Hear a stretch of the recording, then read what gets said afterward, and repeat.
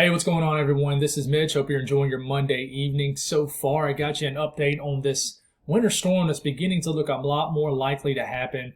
There's still two areas that we're watching, one for Friday or Thursday night into Friday, and another that is wanting to be shown by the GFS for later in the weekend. I'm not sure if both are going to happen. I'm definitely leaning towards just one dominant storm happening, but we're going to talk about the latest during the day, the evening models. You got the 18Z running right now. I'm not going to mention that, but that might show something different. But that only goes out to 90 hours, so it's not going to show a whole lot. But if you guys have not subscribed, hit the subscribe button for me. Like the video if you like it. Hit me up on Twitter. I make almost hourly, the 2 hourly updates there, and I keep you all updated on that. Facebook, I'm trying to get the 10K likes on there, guys. So your support on the Facebook platform is definitely much appreciated. Appreciate and love you guys. I don't normally do this, but I got a new featured channel on my YouTube right now. It's called Palmetto State Chasers, ran by a guy named Bryce. I'm trying to promote him and get him going on his feet. He just chases. He's strictly a storm chaser for now, but I'm looking forward to collaborating with him in the future. So show him some love. Subscribe to his channel. I would definitely appreciate it. He would too, and he's already got some great content on his channel. So let's get going here. I want to start this video off by saying the storm prediction, the hazards outlook, this goes out to 3 to 7 days.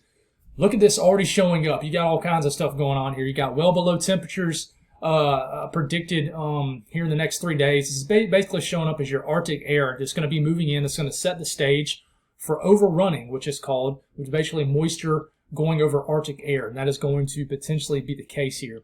You got this little rough drawing right here, this pitting of heavy snow, potentially January 20th through the 22nd. And then you have this area where it says freezing rain and sleet, which drops all the way down to almost southern sections of South Carolina, covering portions of northern Georgia and also portions of central Georgia. This is where the ice storm could happen. There's a lot to figure out. Nothing's set in stone, but you already got the hazards outlook depicting something is probably going to happen. So this is becoming a reality. It's looking likely. Models have been showing it for about 3 to 4 days. And it's looking like something is going to happen. And not just for areas that normally see it, like Virginia, North Georgia, upstate South Carolina, North Carolina, Tennessee. This looks like it's going to affect areas much more further south, potentially. No one using that word, and I always use that word a lot, but it's hard to say anything for sure is going to happen as far as winter weather in the south, right? So basically, I'm going to stop this. This is for Thursday. If you don't know what day we're at, check this out right here, THU. That's what day we're at in a nutshell. There's obviously time frames that kind of mix together with different days. But here you go. The purples, the blues are below average temperatures. When you get into the blues, that's well below average, several degrees below average, to the point where you're about 10 to 15 degrees below average. This will be the last warmish day for the far eastern areas of the southeast. After that, Arctic air moves through, and then the colder anomalies move through, and this will set the stage. Well below average temperatures in the middle of January normally means very cold temperatures, even for the southeast. And this is well below average. So this is the tone setter. You got the cold air. The next is you get any kind of low pressures to ride this boundary that moves through. So that'll be the next question, which looks likely to happen. So what we're going to do is we're going to make this a little bit bigger. We're going to start off by looking at the latest Euro. Did the same thing overnight. The Euro stayed literally almost the exact same as from overnight, which is not a good scenario if you watch this morning's videos, because we told you that the Euro shows a major ice storm. I want to mention my guys up in, my folks, not all y'all are guys, my folks up here in the Mid-South, Southern Ohio Valley. As this Arctic front moves through, there's going to be a system associated with it. And y'all are going to have the chance for a little bit of snow, some moisture. And the moisture is actually going to make it all the way through the southeast. But it's going to be in the form of rain. Brad Panovich, which is a meteorologist out of Charlotte, made a very good point by saying normally when you have an Arctic air mass moving through, the first system normally does not do anything. It's normally 9 times out of 10 the second system. Is exactly right. And that's likely to be the case here. But as we're getting into overnight Wednesday into Thursday, there could be some snow breaking out in West Virginia, Kentucky, maybe some more snow for you guys, maybe as far south as the cold might, catch up with the moisture here in areas of the Mid-South. We'll see how that happens.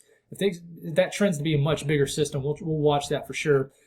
And then even as we're getting into Friday morning, watch out for some snow maybe breaking out and a wintry mix. This might be the tone setter kind of appetizer here in North Carolina. But then we keep moving here, and look at this. This is a severe ice storm, a crippling ice storm, showing up for portions of the southeast. Now, it's kind of hard to see. We'll get a little bit closer look here in a second. But this is, again, showing all that pink is freezing rain, guys. This would be lights out. If you didn't have your lights out and the portions of South Carolina got freezing rain and North Carolina got freezing rain this past event, this would do insult to misery here. And on the northern fringe of this is snow, obviously. But you see this is much more significant further south. Let me see if I can get going and get a little bit closer look at this as we get into the southeast. So here we go. A little bit closer look at this, and look at this. This is basically identical to the run overnight. There's not really much different in this. The areas that stay freezing rain might get snow on the backside of this. This is the first run. I mentioned there's two storms. The European, if we go back to this, let's see if we can go on and jump back to this. If we go back to this, the European, after this storm, and let me mention my Mid-Atlantic folks too, this turns into a major snowstorm and winter storm for you guys. In fact, it might turn into an all-out nor'eastern for the Northeast as you're getting into your Saturday. This is bringing heavy snow, wind to the Northeast and hitting you guys very hard. That's one solution. And that moves on out and slams areas like Nova Scotia as you get into the latter part of the weekend. Now, you watch for the second storm, and there's nothing there, right? I mean, there's a storm system that shows up early next week, but that's about it. You look at the GFS. We'll get the GFS. We'll get a little bit closer here. Let's definitely just go on and get a little bit closer. So the GFS is here. We're getting on through the week. We're getting into Tuesday. We're getting into Wednesday. And then here comes our Arctic air mass sliding through. You've got overrunning occurring, which is basically a low pressure popping off here as the Arctic air moves in. And in this case, and I'm watching for this to potentially overperform, but this is showing snow into southern areas of Missouri, breaking out northern Arkansas, maybe even the northern fringe of Tennessee. This shows a much nicer, basically, winter weather event in general for you folks in the basically Kentucky, West Virginia area. This would be a nice event for you guys, and really nice considering the fact that the cold air will already be on through. So I think these areas right into here, let me click a sounding for this area. Yeah, sure enough, you got snow falling in the low 20s. So it'll be Arctic air, it'll be dry snow, and this might be a nice little event for you guys. It even shows snow all the way into New England. But this moves on through. This shows an event for North Carolina, just like the Euro did as we get into Thursday evening. It's crazy to think Thursday evening. That's just in a few days. This storm is coming, guys. I mean, it's not like we're talking about something 7 to 10 days away.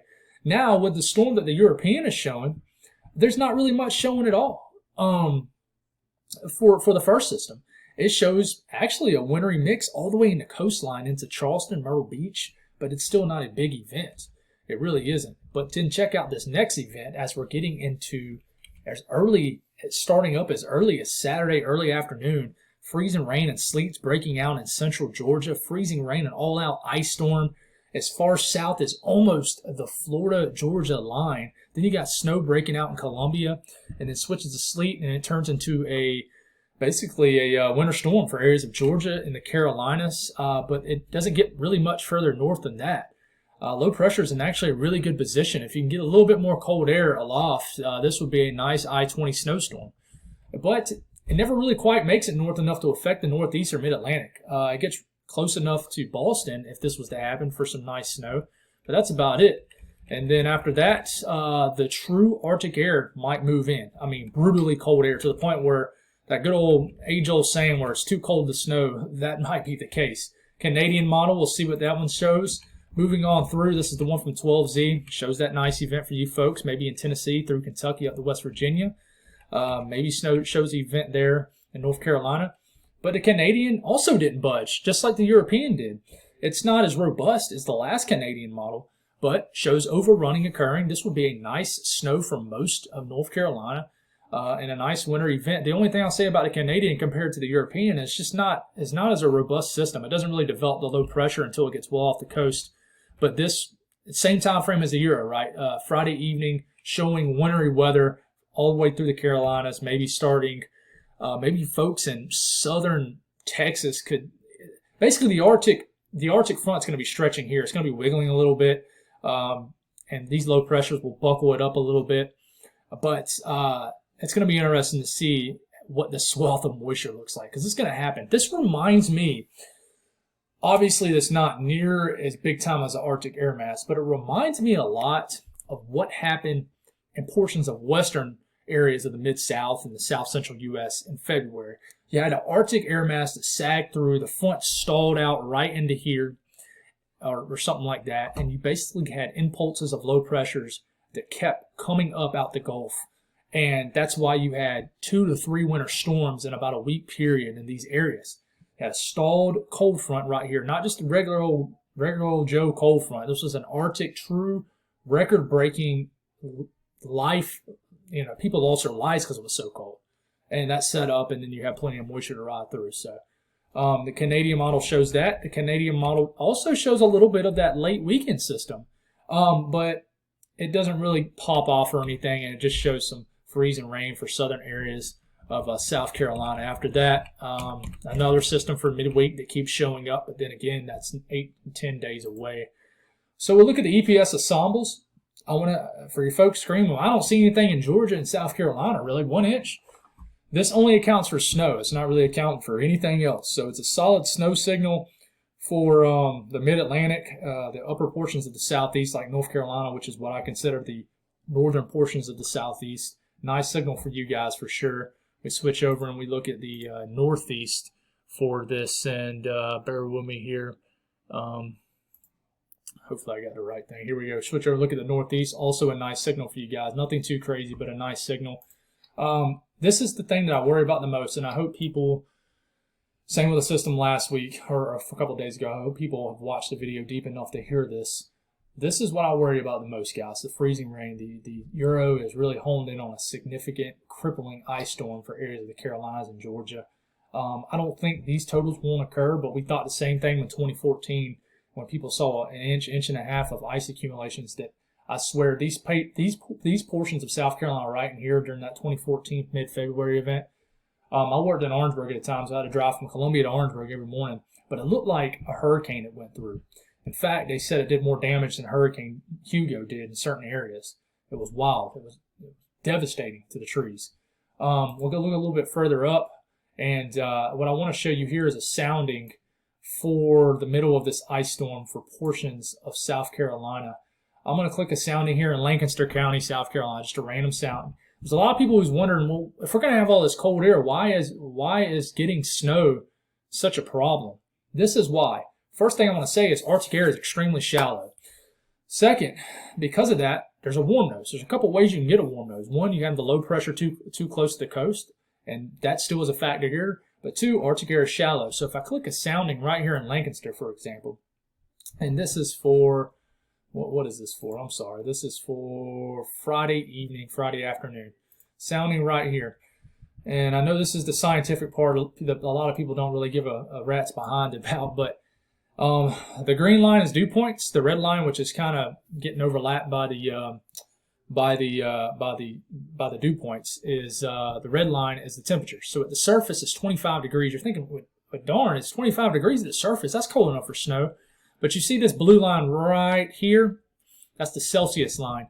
And 0 degrees Celsius is 32 degrees Fahrenheit. So in the upper areas of the atmosphere, the blue line, which you can't see, which is under the green line, goes above freezing about 3,000 to 5,000 feet up. So it's snowing, it's snowing, it's snowing, it's snowing. Get to about 3,000 to 5,000 feet up. That snow melts all the way to rain, and then it falls back in the atmosphere and tries to refreeze, but there's basically too small of a region down there just above the surface for it to refreeze, so it falls as rain on the surface.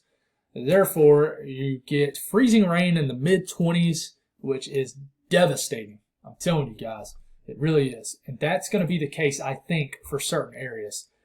So the GEFS ensembles, this is what it shows. There's a solid signal between both storms. The GEFS ensembles do not actually support the second system very well at all.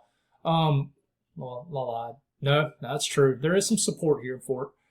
This is only accounting for snow and sleet, but there's a solid signal for the eastern Carolinas and southeast Virginia and eastern areas of South Carolina, but not a very solid signal there. But if you look at the ice totals, snow totals predicted by this model, it does. This is the GFS, the actual just operational run, not GEFS ensembles. But you look at this right here, shows a nice burst of snow before it changes to ice here. You look a little bit further up, and yeah, this is what it shows for the European for the storm as far as snow. Much different, right? So this is the European for the European. This is the European run for both storms if they were to happen. This is the GFS for both storms. Let's go on and look at the latest GFS. This is the GFS for both storms. Much different, right? It gives a lot of snow for that kind of first event, but this is basically that kind of the first event talking about Friday, and it doesn't really show much at all for the Northeast. So there's definitely question marks everywhere. There really is, and there's a nice component to this too, guys. You know, if you look at freezing rain, courtesy of the GFS here, and shows some freezing rain. This is actually freezing rain showing up for the very first part, the first event. A quarter-inch ice. You know, you can obviously deduct some of them totals. But here comes the second event, showing another major ice storm. So one thing I will say that European and GFS do agree on an ice storm occurring, but they're different on which storm is going to do it. Is it going to be the first storm or the second storm? So you see these half-inch, 3/4 of an inch totals. You compare that with the European that's showing well over an inch. Let me tell you, an inch of ice, I went down 77 yesterday, and I saw what a quarter of an inch of ice did to the trees, and those pine trees were already hanging low. They were snapped. Let me tell you, if somebody gets an inch of ice, it's going to be a state of emergency. I'm telling you guys, it's going to be bad, very, very bad. So nothing's changed. In fact, confidence has only increased on winter weather happening in general. The thing that confidence have not increased on is the fact of when the storm is going to be and what falls. But what we watch here, and I'm just going to show the GFS, and this is 500 millibar energy. Basically, we look at pieces of energy when we're trying to figure out what these models are going to do early on. So this is for Thursday evening. We're trying to look for that first storm. Let me remind you, the GFS does not show the storm. Notice the movement of these two pieces of energy. You have a piece of energy down here and one here, and what you need is these two to phase together to create a winter storm, and they don't. Instead, this energy kind of gets lost and kind of meanders into Mexico. But if you look at the run before this, run before that, and run before that, see how this kind of gradually disappears? If I fast forward it all the way to the current run, watch this especially. 1, 2, 3, 4. Notice how it ticks a little bit further northeast.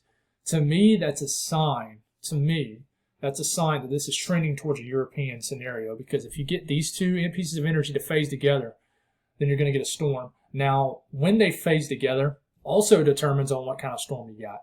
If they phase together too quickly, you're probably going to get more of a negatively tilted trough, and then you're going to get a more vigorous system. It's going to be more amped up, and it has more of a chance to trend a little bit more northwest. So to try to break this down simpler, what you need these two to come together, remain a little weaker, and don't really come into its own and really mature until later. Therefore, this low pressure develops a little bit more south, and then the cold air can really get in here, and then you can have more snow for areas further south as opposed to ice, which is what it's looking like right now. So a lot more goes into it than just looking at the models. So thank y'all for tuning in. That's all I got. I have an update in the morning. It's about to get wild because I go back to work tomorrow, and it's going to get busy. So bear with me with the comments, and I'll get back to everybody. God bless everybody. Thank y'all for tuning in, and y'all have a great rest of your night.